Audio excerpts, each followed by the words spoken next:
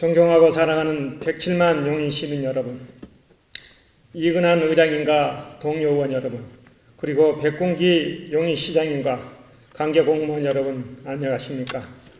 포곡, 모연읍, 역삼, 유림 등의 지역구를 두고 있는 더불어민주당 이재남 의원입니다.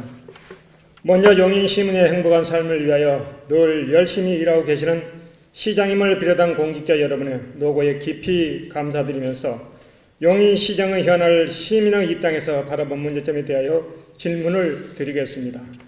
우선 시민의 녹을 먹고 있는 시의원으로서 용인시정에 도움이 되는 방향과 효율적인 용인시의 도시 발전을 위하여 충심의 발로에서 질문드리는 것이니 시장님께서는 적극적으로 검토를 하셔 시정에 반영하여 주실 것을 당부드리면서 시행정 질문을 하겠습니다.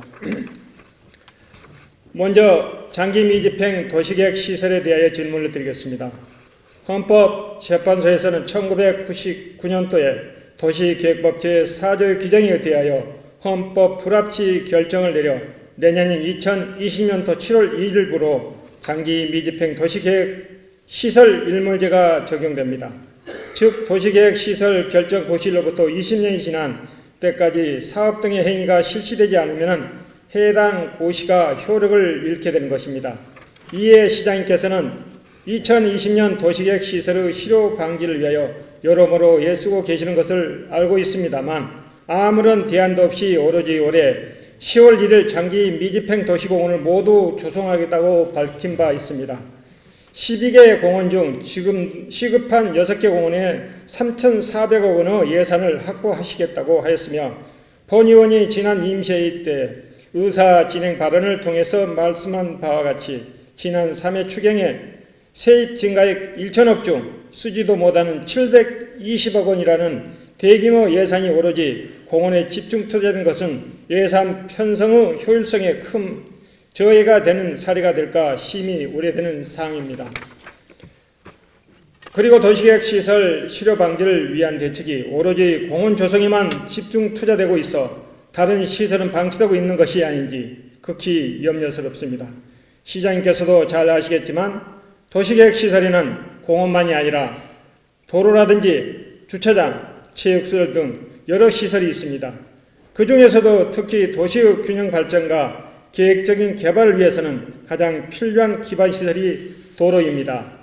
본 의원이 조사한 바 2020년 7월 실효되는 도시계획 도로는 101개 노선으로 연장 길이는 33km로 개설 비용은 약 4천억 원에 달하며 2023년도에 실효되는 도시계획 도로는 214개 노선 등 현재 장기 미집행 도시계획 도로는 약 500여 개 노선으로 이 모든 노선을 전부 개설하려면 대략 1조 8천억 원이라는 막대한 예산의 투자가 필요한 실정이며 이중 본 의원이 지역구로 있는 처인구 지역의 도시계획 도로는 전체 노선의 76%인 354개 노선으로 소요 예산 또한 전체 77%인 약 1조 4천억 원이라는 막대한 예산이 필요한 실정인데 시장님께서 이 많은 예산은 어떻게 확보하실 생각이신가요?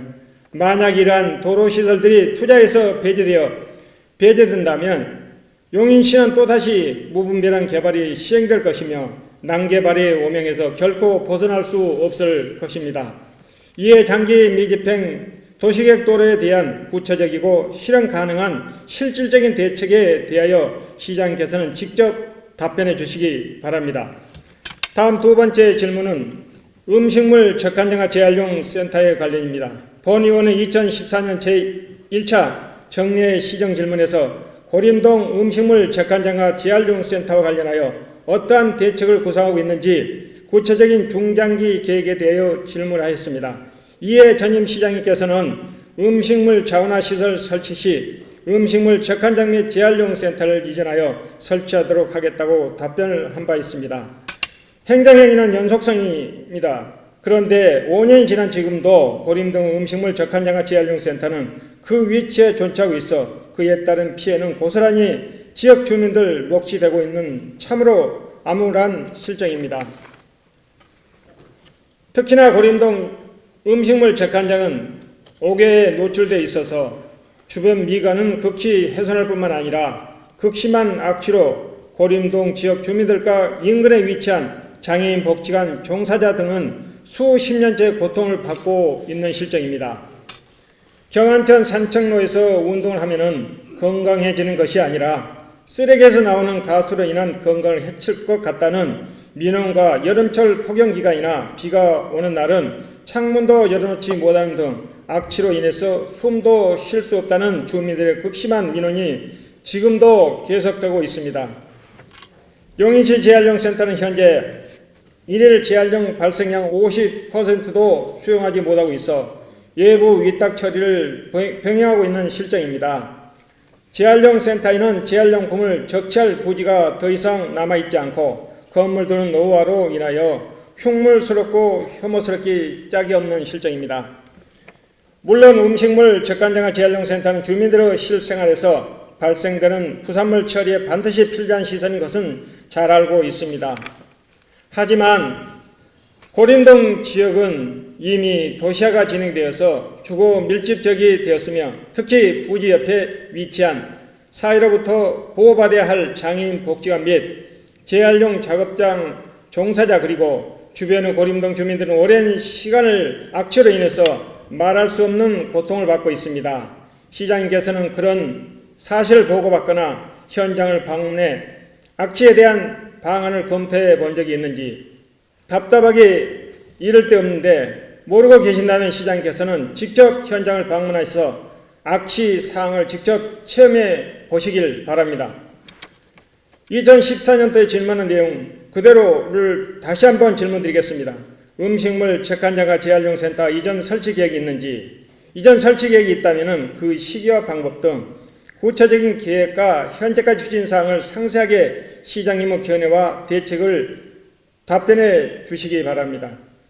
또한 이전을 하고 나면 현 부지의 활용 방안과 대책에 대하여 말씀해 주시고 아울러 그동안 극심한 피해에 시달린 지역 주민들에게 대한 보상 대책이 있는지 있다면 구체적으로 답변해 주시기 바랍니다.